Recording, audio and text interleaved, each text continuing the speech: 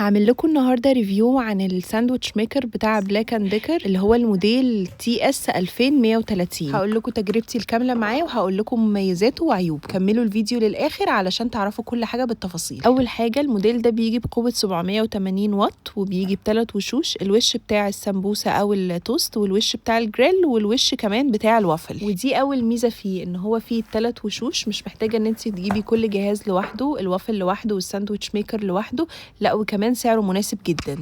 يلا كمان نفتح البوكس مع بعض ونشوف المحتويات اللي بتيجي معاه. اول ما تفتحوا هتلاقوا الكتيب الصغير ده اللي بيبقى فيها تعليمات الاستخدام، والظهر بتاعها بيبقى موجود فيه الضمان لان هو بيكون عليه ضمان سنة، وممكن كمان يكون معاكم ضمان اضافي من المكان اللي هتشتروه منها. يلا بقى نطلع باقي مكونات البوكس ونشوف من جوه شكلها عامل ازاي. هي بصراحة ما شاء الله حجمها كبير يعني قوي. مثلا لو توست هتاخد 2 ساندوتش جنب بعض.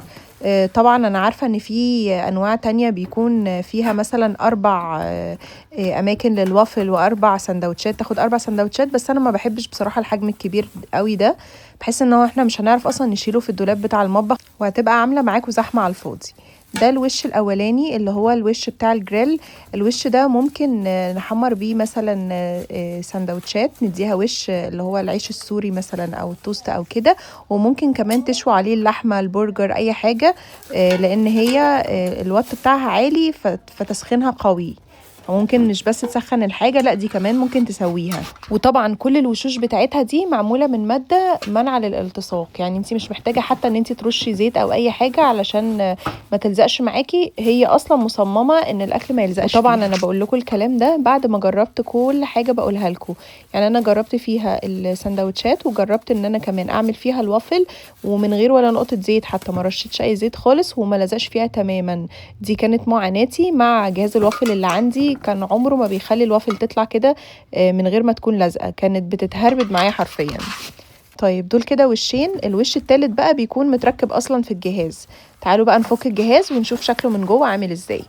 بصراحه التغليف بتاعه حلو قوي، يعني مستحيل يحصل له اي حاجه في الشحن. وعجبني بقى حاجه ان اللون الاسود بتاعه ده بيلمع كده، فيه لمعه قويه قوي، غير بقيه الاجهزه بتكون لمعتها مطفيه، فده بسهوله جدا تنضفيه، يعني مجرد كده مسحه بسيطه بينضف على طول في ثانيه. اول عيب من عيوبه من وجهه نظري ان هو بيجي في فيشه ثلاثيه، فانا محتاجه ان انا اركب له محول علشان اركبه في الكهرباء. شايفين بيجي معاه من تحت كده لمامه للسلك، حلوه قوي بجد، عجبتني الفكره دي، علشان لما اجي اشيله في الدولاب ما يبقاش السلك بتاعه مربوط في سلوك تانية من اجهزه تانية، فبصراحه عجبتني قوي.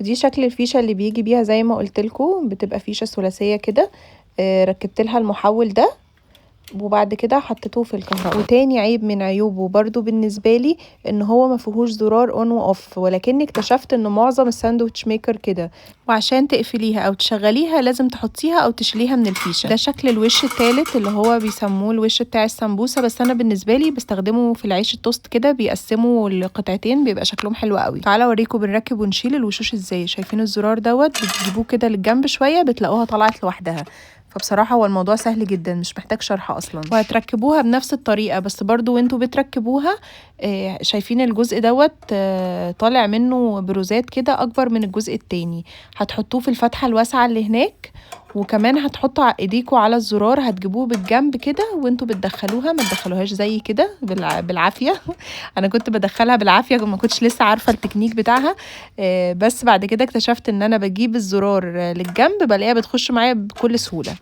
قلت برضه اجرب اعمل معاكم ساندوتش كده سيح جبنه تركي عشان اوريكم القوه بتاعه التسخين بتاعتها. وفي الفتره اللي انا بجهز فيها الساندوتش دي بحطها في الفيشه تسخن شويه، بعد كده بحط الساندوتش وبقفل عليها كويس وبتاكد ان هي عملت التكه بتاعتها، فهي كده قفلت كويس، واول ما بقفلها بلاقي اللمبه الحمراء دي منوره، التايمر بتاعه تقريبا 5 دقايق مثلا، وبعدين لقيت اللمبة الخضرة دي راحت منورة كده، هي خلاص خلصت التسخين بتاعها.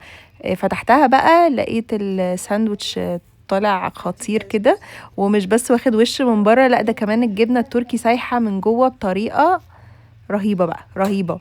انا كان عندي الجهاز اللي قبل ده كانت مشكلتي معاه ان هو بيدي وش للساندوتش عادي من بره، ولكن اي حاجه من جوه محتاجه تسيح، مثلا جبنه تركي او جبنه موتزاريلا، كانت بتطلع زي ما هي. هجرب لكم بقى الفيديو الجاي ان شاء الله الوافل فيها.